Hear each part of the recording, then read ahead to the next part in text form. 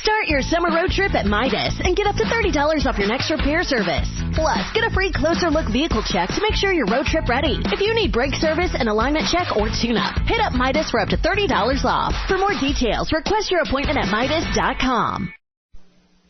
Now, the rest of the story. It was actually available in drugstores, over the counter, well over a century ago. You could just walk right in and buy it. And I'm thinking of one drugstore in particular, Garwood's Drugstore in Evanston, Illinois. Local church groups had long protested the product's ready availability, and the Evanston Town Council went along with the protest, banning its sale on the Sabbath. Well, that greatly upset Bill Garwood. He was the drugstore's owner and proprietor. Surely if what he was selling were immoral, then why didn't the town council outlaw it altogether? Otherwise, they should just leave him alone. But the Evanston authorities did not leave Bill Garwood alone. Spies were sent to check up on him. The city ordinance was clear. If they could just catch Bill in the act, if he were discovered just once to be pushing the stuff on the Sabbath, then they could lock him up and be done with it. Well, after a while, Bill understandably became paranoid. Even though he was complying with the ordinance by now, he found himself watching for anyone who might turn him in on some trumped-up pretext. And I ought to mention at this point that the terrible something Bill could not sell on the Sabbath was, no, really?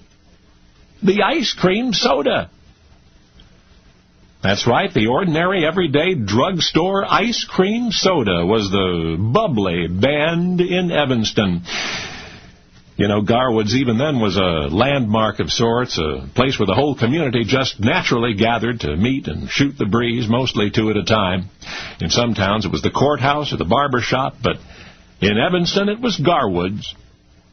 Now, just outside on the corner was a fine, big shade tree. Hi, this is Angela Warner for Wondershare Appliance. Do you have a dishwasher that doesn't really wash your dishes, so you have to? Or a refrigerator that kind of keeps your milk cold, and you've just been waiting for that right time to buy?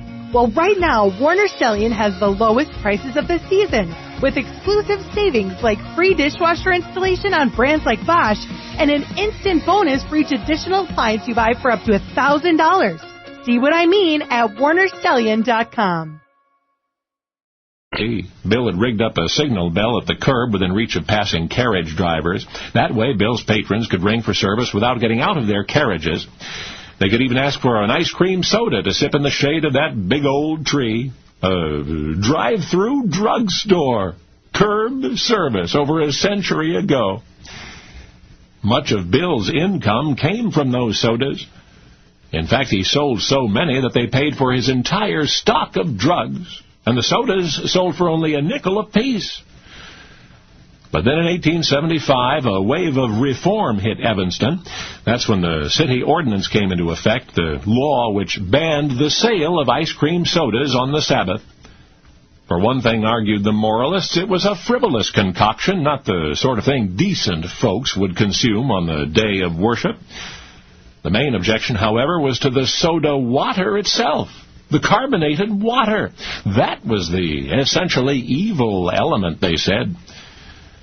And so, proprietor Bill Garwood, watching his drugstore business grind to a halt one day a week, conceived of a way to retaliate against the high-minded Evanston Town Council.